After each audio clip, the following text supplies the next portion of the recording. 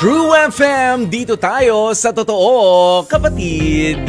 Happy Monday! At welcome na nga po sa ating programang H2H, Heart to Heart. Pero bago nga po tayo opisyal na magbukas ngayong panibagong linggo ng ating pagsasama, no?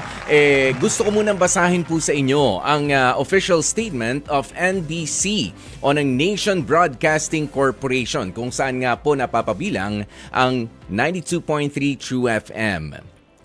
Nation Broadcasting Corporation or NBC today announced the launch of True Network, the company's multi-platform strategy that brings True FM's award-winning news and public service and entertainment programs to broadcast radio, TV, podcasts, and digital channels. In line with this new strategy, NBC will launch its new pay TV channel, True TV, airing on Channel 19 for Signal TV subscribers on November 4.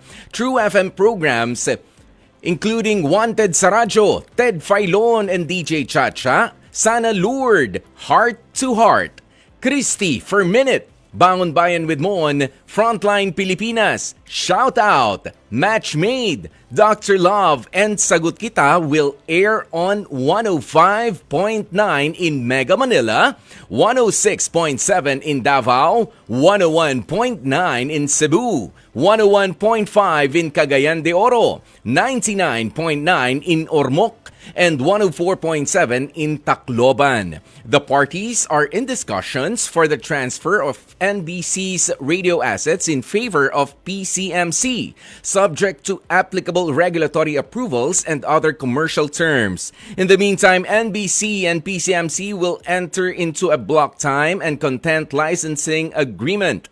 NBC General Manager Raul M. De La Cruz said, "We will support the momentum that we have built for True FM and develop new audiences on TV, podcasts, and digital. We want to establish a cohesive media presence across various platforms centered on truthful, authentic, and trustworthy storytelling." Mga kapatid, sa madaling salita, simula nga po sa November 4, mas madali nyo nang mapapakinggan ang inyong mga paboritong programa dito sa True FM kasama itong Heart to Heart. Babiruin niyo po yan. Wala bang palakpakan? Ayun! May palakpakan. Kaya pakanan ho tayo by next week ha. Pakanan to 105.9. Abangan kami sa bago nating frequency. Dito nga ho sa Metro and Mega Manila, 105.9, 106.7 sa Davao, 101.9 sa Cebu, 101.5 sa Cagayan de Oro, 99.9 sa Ormoc at 104.7 sa Tacloban. Kaya hindi lang po kami sa radyo na mapapakinggan. Nandito na rin. Isasalpak na rin ang True TV, ang podcast at mga digital platforms para mas mapalapit pa nga po kami sa inyo, mga kapatid. Kaya, tandaan nyo na ha, mark your calendars, simula November 4, True FM, nasa 105.9. Totoo, tunay, tapat. Mga kapatid, kasama nyo na nga po ang inyong Kuya Poy, ang inyong Guwapo Poy. Ngayong Monday na ito, kumusta po ba ang inyong nakaraang weekend? Sana kayo ay nakapagpahinga, lalong-lalo na nga ha, kayong mga medyo nitong mga nakaraang araw, talaga namang hindi magkamayaw sa pag-aalala. Dahil nga sa nagdaang Bagyong Christine at meron pa tayong binabantayan ngayon na si Leon. Pero sana nga hindi kasintapang ng Leon ang dating nitong si Leon. Sana sa pangalan lang siya Leon, ano? Ayan, okay? Kaya naman mag-ingat pa rin po tayo. Pero syempre, tuloy ang buhay. Kaya sa lahat ng mga naghahanap buhay, magandang tanghali po sa inyo. It's a brand new week. Sana ay masaya, nakangiti kayong humaharap sa inyong mga trabaho. Mapa-opisina man yan, mapa sa tindahan ninyo. Kaya naman mga racket ninyo. Racket ha, pero hindi ko babatiin yung mga scammer. Na rumaraket para makapanggoyo ng kapwa. Magdi-December, mag-iingat po kayo sa mga dumadami mga scammer, mga kapatid ha.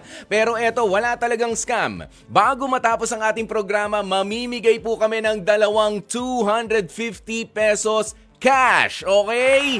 Mamimigay kami niyan. Dalawang 250 pesos cash. Kaya naman, ihanda nyo na po ang inyong mga astig advice. Yan, ang inyong mga astig comments. So, alam nyo na yan. You know the drill, ha, mga kapatid? At syempre, sumagot na rin sa ating love question of the day.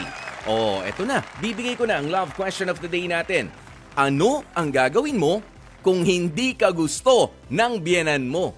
Feeling ko, walang sasagot dito. Oh, feeling ko, wala masyadong sasagot dito, no? O, ano ang gagawin mo kung hindi ka gusto ng biyenan mo?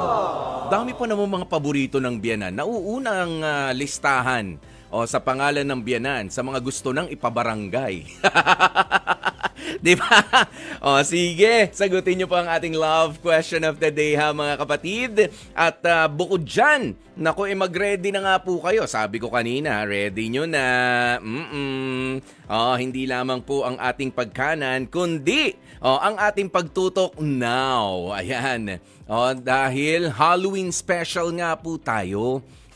Yan yung mga natin, ito yung mga kwento na maganda at itiniming namin na makontak nga po sila. Lalo na, nitong mga weekend, may mga Halloween parties, nakita ko sa FB, mga bata, mga matatanda, mga magkakaibigan, ganyan, mga Halloween parties. Kahapon, may nadaanan ako dyan sa amin sa Marikina, nakapila, para mga costume party, sa mga kabataan din, kasama mga nanay, trick or treat, ganyan. Ito na nga po ang panahon na yun. Kaya naman ang kwento natin ngayon ay matatawag nating Halloween special. Pero, maganda kapag inilakas nyo na ang inyong mga radyo at i-share nyo na rin ang ating live streaming, as in now na. I-share nyo na ng i-share yan. Umpisahan na natin. Umpisahan na natin ang ating astig na kwentuhan para sa ating H2H Astig Confessions. Tulad hunan dati, alam nyo na ang gagawin. Pakinggan na nga po natin ang mga kwento na hinalukay pa talaga namin. At talagang itinaon nga namin, inabala po ulit namin yung nagkwento dati. Mas bagay yan sa ganitong panahon. Yan! Kaya sige, dito nga po mas lalo natin bibigyan ng pagkakataon ng ating mga listeners din naman at mga manonood sa Facebook. Ayan, sa ating live broadcast na mag-share ng inyong mga astig advice at astig comments. Tungkol ba saan itong mga kwento na inilalabas natin sa H2H Astig Confessions? Ito po ay kahit ano tungkol sa away pamilya. Ganyan. O kaya naman sa mga misunderstanding ng magjowa. O kaya naman yung pagkakaroon nga ng jowa na jowa na ng iba. Yan naman ang mga gusto ninyo, di ba? Kaya sa bawat astig advice o astig comments ay meron din naman pong tsansa na mabigyan ng biyaya. Yan nga po, mamaya meron tayong bibigyan ng dalawang 250 pesos na cash at simpleng-simple lamang naman po ang aming request, ha mga kapatid. Isama lamang bago ang inyong komento ang hashtag astig advice. Okay? Hashtag astig advice. Bago ang inyong komento. O kaya naman, pwede rin po kayong tumawag sa ating mga hotlines na 8689-3289 o kaya naman ay ang 8689-3290. At kapag mag-uusap na tayo, sabihin nyo lang, naku kuya po, yung astig advice ko sa kausap natin ngayon. Ganyan. Kaya halika na, umpisa na natin. Huwag na natin patagalin pa. Quickly, let's do this, mga kapatid. H Astig Confessions. Pero eto nga ho, pasintabi muna sa marami sa ating mga manonood at mga tagapakinig sa ating kwentong matutunghayan ngayon, ha. Medyo kakaiba po itong storyang ito. Dahil, ang sabi ng ating mga kausap, sa loob ng halos 1 linggo, itong si Arlene ay nakaranas daw ng hindi maintindihang sakit matapos na makilala ang isang lalaki sa isang piyestahan sa Quezon Province. Halos 1 linggo raw na nakaranas ng pagsusuka at hindi maintindihang lagnat itong si Arlene. Ang suspetsya tuloy niya, posibleng may kinalaman yung ginawa niyang pambabasted doon sa lalaking nakilala niya doon sa fiesta na pinuntahan niya. Napagtanto daw po nitong si Arlene na ang lalaking nakilala niya ay dayo lang pala doon sa kanilang lugar. Ang karanasan na yan ni Arlene ay nagugat matapos daw na manghingi itong si Leo ng picture sa kanya bilang remembrance. Bago ito tuluyang umuwi sa kanilang probinsya naman sa Capiz. Lalong nabigyang linaw rawan lahat ng mismong ang kanilang nagtatawas ang magkumpirma na barang daw ang nasa likod ng pinagdaraan ng paghihirap nitong si Arlene. Kaya naku, kausapin na nga po natin 24 years old mula sa Quezon Province. Arlene, magandang tanghali sa'yo. Hello po, magandang tanghali po. Arlene, kumusta ka na ngayon? Sa ngayon po, okay naman na po. Maganda na yung pakiramdam ko ulit. Oo, kailan ka ba nagpunta doon sa fiestahan na sinabi mong nilandingan mo? Mga around 2 months ago po, mga August, mga ganun. buwan po. Oo, nakipamiesta ka lang, imbitado ka, tapos saan mo naman nakilala yung lalaki na si Leo ba? Ayun, si Leo. Ano ba yun? A friend of a friend, ganun? Opo, parang ganun na nga po. So, nakipamiesta lang din po kami, tapos pinakilala po siya ng kaibigan ng kakilala ko. Mhm. Ganun. Mga anong edad na Tapos, yan, ayun si po, Leo? Po. Mga anong edad niya na? Nung 25 po siya nung mga panahon yun. Yon. So, hindi naman pala nagkakalayo yung edad Opo. ninyong dalawa. Okay? Sige. Bukod dyan, ano pa, nagkaroon ba? Tsaka gaano ka katagal pala? Paano mo na-busted? Ganun lang? Doon lang sa piyestahan na yun? O Ay, matagal-tagal hindi ka rin, naman po. nagstay? Kasi nakitira po ako dun sa dahil ano lang din po kasi ako, naki-fiesta lang din po ako doon. Mhm. Tapos siya po, dayo daw po siya Aha. from Capiz nga po. Aha. Nagstay po siya doon mga 2 to 3 weeks I think. So tapos Tapos na, yung pong, tapos na yung fiesta, nandun pa siya. Nagkikita pa kayo. Yun, akala ko naman Opo. kasi ngayon lang kayo nagkita, kinabukasan, hiningan ka na ng picture, tapos umalis na rin siya. Hindi naman ganon. So medyo matagal hindi pa. naman po ganun. Okay, so medyo matagal. Ilang linggo pa kayong nagkakwentuhan, yun nga, naligawan ka pa. Opo. Tama? So ayun nga po. Mm, Opo, ganun Tuloy. po. Pagkatapos, So ayun, mga after a week, sabi niya po, maniligaw daw po siya. Ako naman, since wala naman din po kung sabit or kung ano, di pinayagan ko na din po. mhm, So ayun, naniligaw na po siya. Tapos after mga ilang, mga bago mag 3 weeks, kasi mhm, alis na din po siya. Doon nga po nasabi na, ayun, taga Malayo daw po pala siya, taga Capiz nga. aha, Sabi ko naman, nung nalaman ko po yun, sabi oo, ko, itigil niya na yung panliligaw kasi ayoko nga po ng ganun na LDR pala mangyayari. okay. Ayun po. Pero pinaliwanag ko naman po sa Mm-mm. kanya ng maayos bago ko po, Bago mo bago ko busted siya din. i-busted. Mm-mm. Opo. Okay. Okay. Medyo after paano a niya few tinanggap? days po, Mm. ayun po, hindi ayaw niya din po. Tapos, mga ilang araw din po nangungulit pa rin po siya na ganito, Mm. mag-work, gano'n.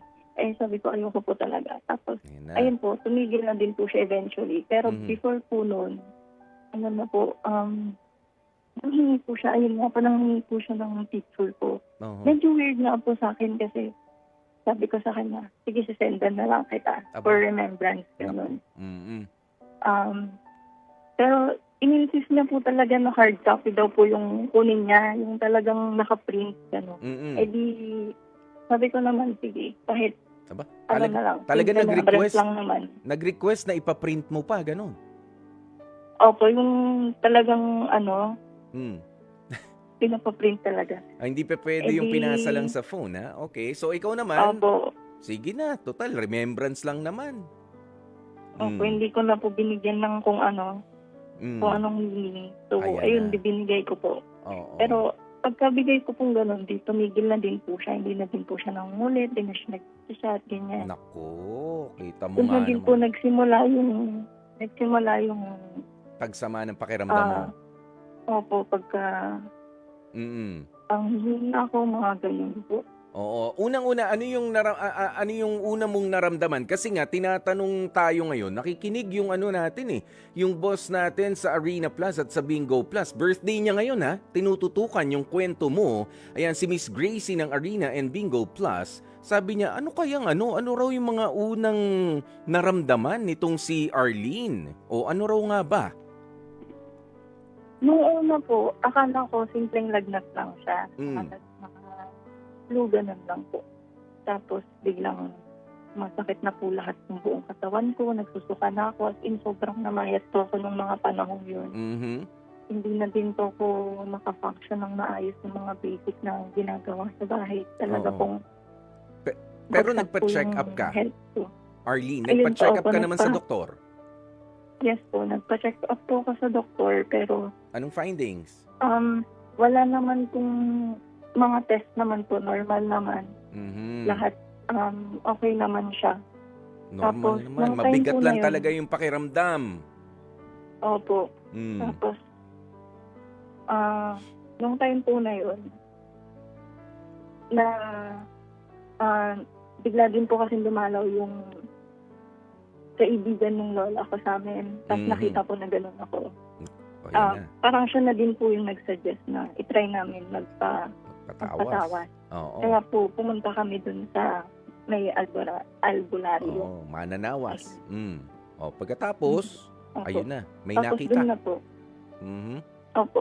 Yung mga sinabi na pong parang sign yung ng parang sa akin is same po dun sa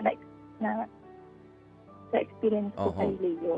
Yan. So, yung Kaya yun po. yung binabanggit mong yan, ano? So, naisipan nila na ipatawas ka. Syempre, yun parang malalaman yata, no? Kapag ka pinatawas ka. So, may gamutan pa yan.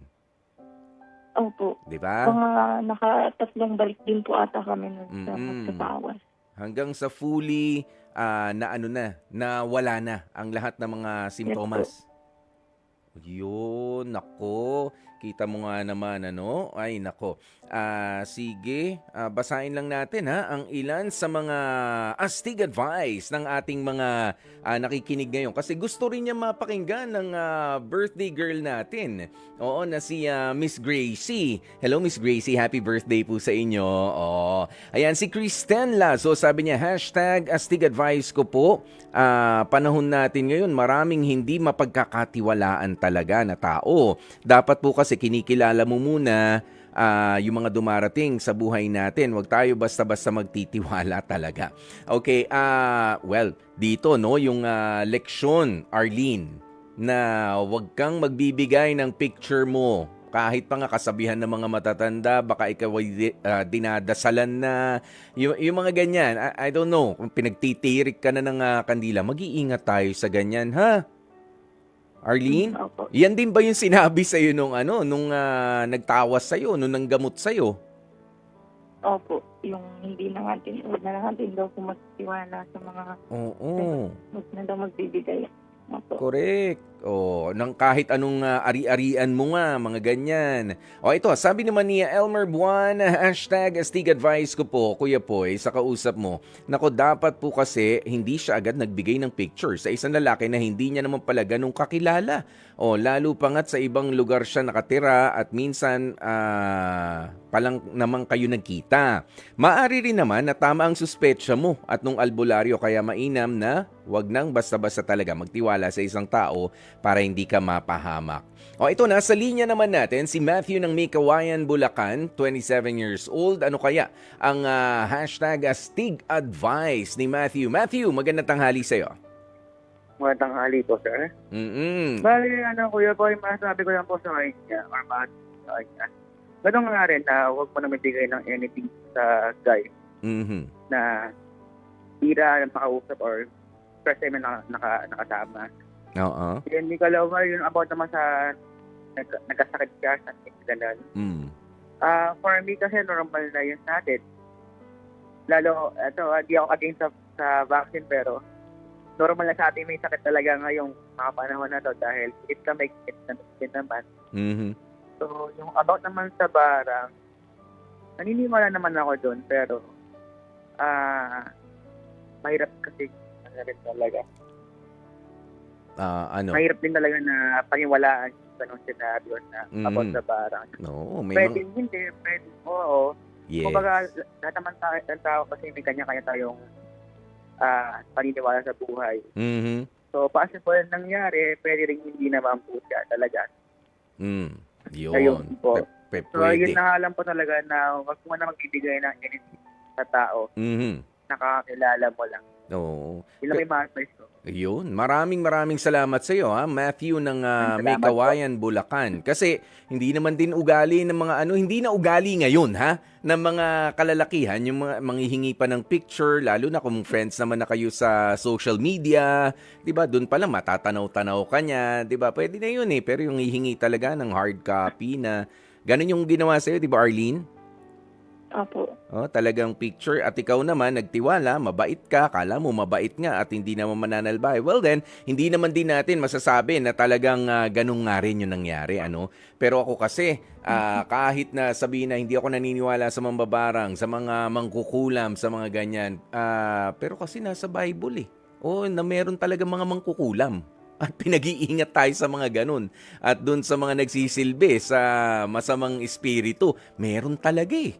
'Di ba? Doon sila naglilingkod 'di ba? Wala kang magagawa kundi maniwala at mag-ingat nga rin. Pinag-iingat tayo doon. Okay, sabi naman ni Glay sa Katipan, dasal ang pinakamabisang paraan dyan sa pinagdaraanan mo, Arlene. Siya lang ang makatutulong sa'yo. Yung bang naggamot sa'yo ay nakakapit naman sa mga dasal para sa Panginoon, Arlene? Yes po. No, pinagdarasal ka rin. Tama. Opo. Oh, ganyan. Oh, baka kasi black magic 'yan, siguraduhin mo ha. Pero sa ngayon, meron ka ba mensahe para sa mga tao na gumagawa ng ganito, no? Meron diyan yung nanggagayuma, meron nga yung nagpapabarang kapag hindi na gusto, meron yung nagpapakula. I don't know kung ano. Pero ano ang mensahe mo para doon kay Leo na sinalbahi ka? Sige, sabihin mo na. Arlene. Siguro po masasabi ko lang sa kanya is, kung sakali mang mangyari ulit yung ganito na sa ibang babae naman, sana tanggapin niya na lang ng maayos. And huwag na siyang mag-wish ng masama sa taong yun. Or huwag na siyang gumanti kasi hindi din natin alam kung anong magagawa ng karma sa kanya kasi ayun nga po. Hindi naman din maganda yung ganong ginagawa niya. Sana hindi na po siya umulit sa ganito. Ayan. Tama naman yung panawagan na ganyan, ano? Para sa mga tao nga na merong mapaghiganting puso. Nako, sinasabi ko ho sa inyo, merong matinding balik yan, pwedeng hindi sa'yo, baka pwedeng sa mahal mo sa buhay o sa mga mahal mong ginagawa naman. Ha? Kapag ho kayo ay natanggihan na busted, katulad ng ginawa nitong si Arlene, tanggapin ng maluwag. At baka merong iba na para sa iyo naman. Hindi palaging lahat na lang ng gusto natin ay makukuha natin. Yan po ang katotohanan. Okay? Maraming salamat sa iyong pagtawag at sa pag-enlighten sa amin, ano, na hanggang sa panahon pa lang ganito o may mga ganitong mga pangyayari pa rin, Arlene. Maraming salamat. Next time, mag-iingat ka na, ha? Okay, thank you po. Yun, alright. Sige. Ayan, Arlene, maraming salamat. Mga kapatid, ito ang love question of the day. Ano nga ba ang gagawin mo kung hindi ka gusto ng biyenan mo? Aba, sa isang pambihirang pagkakataon, bakit parang ang dami nakarelate? Ay, nako, hindi ko pa binabasa ng umpisa, no? Pero ang dami biglang mga komento. Ang gagaling po talaga ninyo, mga kapatid, ano? Sabi ni MC Sodela, syempre naman, patutunayan ko po at ipapakita at ipaparamdam ko na sobrang mahal na mahal ko ang anak nila at syempre, pati na rin sa biyenan ko dahil magulang siya ng asawa ko. Ipapakita at ipaparamdam ko din ang pagmamahal ko, respeto at paggalang gaya ng paggalang ko sa sarili ko ring mga magulang. Ang bait! Sabi naman ni GC, still, biyenan ay magulang ng taong mahal mo. Kailangan pa rin irespeto bilang pangalawang magulang. Pakisamahan sila na maayos at ipakita na karapat-dapat ka para sa pamilya nila. Ang babae talaga! Sige. Si Helen Morcilla, sabi niya, respeto na lang bilang magulang ng taong minamahal mo. Sobra. OA sa bait kayo mga kapatid. Pero, magaganda nga po ang mga kasagutan ha. Balikan nyo mamaya sa ating comment section. Ang daming mga mababait. Monday kasi. Tapos nakikinig din daw ang mga in-laws nila. Kaya ganyan ang sagot. O hindi, pero swerte naman po talaga, no? At mas magaan ang buhay mo kapag kakasundo mo ang mga in-laws mo. No? Kaya sa pagkakataong ito, ako talaga medyo ipagmamalaki ko ho sa inyo na ako ay kasundo ng mga biyanan ko. May mutual respect kami sa isa't isa at para never ko silang pinakaialaman, never din nila akong pinakaialaman. Ginagabayan, yes. Pero yung pinakikialaman, hindi. Kaya I love my biyanans. Hello kaya Papa Leo at kay Mama Olga. Nakikinig din yan, tumututok din sa atin yan lagi. Ever supportive yan. Kaya naman, balikan nyo yung mga comments na nakakatuwa pong basahin. Siyempre mga kapatid huwag kalilimutan, simula November 4, mas madali nyo na nga pong mapapakinggan ang inyong paboritong programa sa True FM kasama ang Heart to Heart. Abangan nyo po kami sa bago naming mga frequency dito sa Metro and Mega Manila 105.9, 106.7 sa Davao, 101.9 sa Cebu, at 101.5 sa Cagayan de Oro. Ganun din sa 99.9 sa Ormoc at sa 104.7 sa Tacloban. Okay, at meron po akong babasahin. Nalaglag lang. Ito. Ito po yan. Nalaglag ko lang no? Ayan. Ito na nga po, para sa mga kapatid natin na mga katutunin lamang, ito po ang official statement of Nation Broadcasting Corporation or NBC. Nation Broadcasting Corporation today announced the launch of True Network, the company's multi-platform strategy that brings True FM's award-winning news and public service and entertainment programs to broadcast radio, TV, podcasts, and digital channels. In line with this new strategy, NBC will launch its new paid TV channel, True TV, airing on Channel 19 for Signal TV subscribers on November 4. True FM's programs including Wanted sa Radyo, Ted Filon and DJ Chacha, Sana Lourdes, Heart to Heart, Christy for Minute, Bangon Bayan with Mon, Frontline Pilipinas, Shout Out, Match Made, Dr. Love, and Sagot Kita will air on 105.9 in Mega Manila, 106.7 in Davao, 101.9 in Cebu, 101.5 in Cagayan de Oro, 99.9 in Ormoc, and 104.7 in Tacloban. The parties are in discussions for the transfer of NBC's radio assets in favor of PCMC, subject to applicable regulatory approvals and other commercial terms. In the meantime, NBC and PCMC will enter into a block time and content licensing agreement. NBC General Manager Raul M. De La Cruz said, "We will support the momentum that we have built for True FM and develop new audiences on TV, podcasts, and digital. We want to establish a cohesive media presence across various platforms centered on truthful, authentic, and trustworthy storytelling." Nakasama nyo nga po ang inyong Kuya Poy sa ating H2H Heart to Heart. Bukas pong muli, alas 12 ng tanghali, magtutukan po tayo dito sa True FM. Dito tayo sa totoo.